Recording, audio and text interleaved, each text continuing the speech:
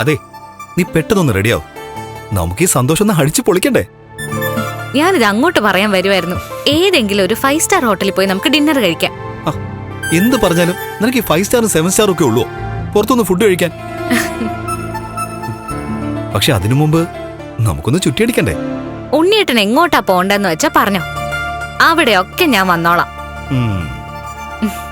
അത്രയ്ക്ക് സന്തോഷമുള്ള ദിവസമായിരുന്നു. ഏത് നിമിഷവും ബോഡി വരും. പിന്നെ കുളി കഴിയുന്നതുവരെ പുറത്തിറങ്ങാൻ പറ്റില്ല. അതുകൊണ്ടാണ് ഞാൻ പറഞ്ഞത് ഇന്നത്തെ ദിവസം നമുക്ക് പരമാവധി മുതലാക്കണമെന്ന്.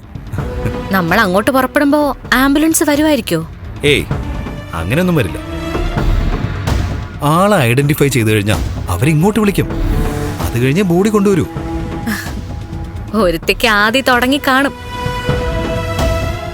ഇത്രയും ദിവസം കണ്ണേട്ടനോടൊപ്പം അടിച്ചു പൊളിച്ചല്ലേ ജീവിച്ചത്. നല്ലൊരു ദാമ്പത്യ ജീവിതം നയിക്കാൻ പറ്റിയില്ലെങ്കിലും അവൾ ആഗ്രഹിച്ചതുപോലെ തമ്പുരാട്ടിയായിട്ട് നടക്കാൻ പറ്റിയില്ലേ? സംശയമുണ്ടോ? കൺസ്ട്രക്ഷൻ കമ്പനിന്ന് എന്നെ ഒഴിവാക്കിയില്ലേ? അവിടെ അടക്കി ഭരിക്കുമായിരുന്നു എന്നെ ഒരു മൂലക്കിരുത്തിയിട്ട്. ഇനി ഞാനെല്ലാം തിരിച്ചു പിടിച്ചോളാം. കൺസ്ട്രക്ഷൻ കമ്പനിയൊക്കെ അവളുടെ കയ്യിലായി പോയില്ലേ? അതുകൊണ്ട് ഉണ്ണിയേട്ടൻ അവളെ നിയന്ത്രിക്കാൻ പറ്റുമോ? എടിപിടിന്ന് നിയന്ത്രിക്കാനൊന്നും പോകുന്നില്ല. സാവകാശം ഞാൻ എല്ലാം എന്റെ നിയന്ത്രണത്തിലെത്തിക്കും. ജുവലറി ഫിനാൻസിയേഴ്സും ഒക്കെ മേഘേട്ടന്റെ മേൽനോട്ടത്തിലും കൺസ്ട്രക്ഷൻ കമ്പനി എന്റെ മേൽനോട്ടത്തിലും കൊണ്ടുപോകണമെന്നായിരുന്നു എന്റെ ആഗ്രഹം.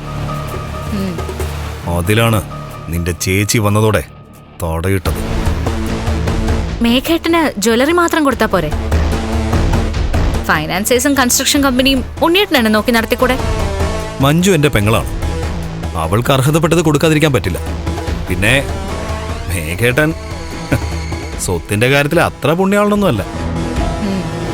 അല്ല, മേഘേട്ടന്റെ ജീവിതത്തിലേക്ക് മഞ്ജു വന്നാലല്ലേ ഇതൊക്കെ നടക്കൂ. സാഗർ ഇതുവരെയും മരിച്ചിട്ടില്ല. അതൊക്കെ മേഘേട്ട അവനെ തട്ടിക്കളഞ്ഞോളും. കണ്ണേണ്ണെ മാർക്കോ ഇവിടുന്ന് പറഞ്ഞു വിടാങ്കി പിന്നെ അവനെയാണോ പാട്? നീ പെട്ടെന്ന് റെഡിയായി വരാൻ നോക്ക്. ഞാൻ താഴെ ഇരിക്കാം.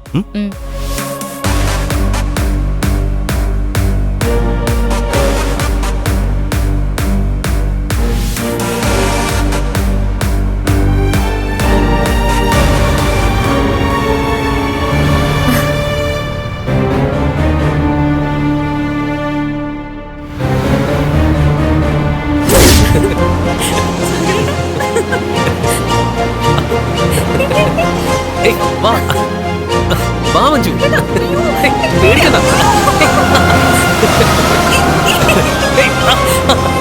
മഞ്ജു,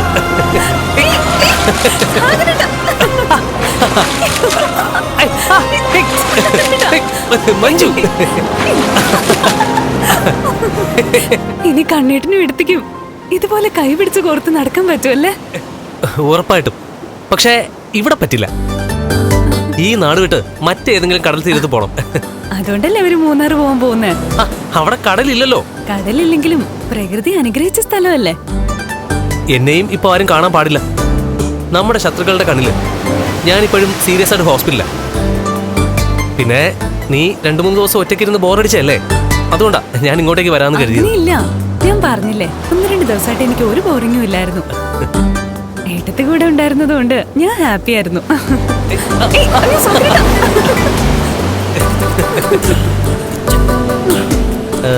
നമുക്കേ ഒരു ഫിലിമിന് പോയാലോ? അത് വേണ്ട.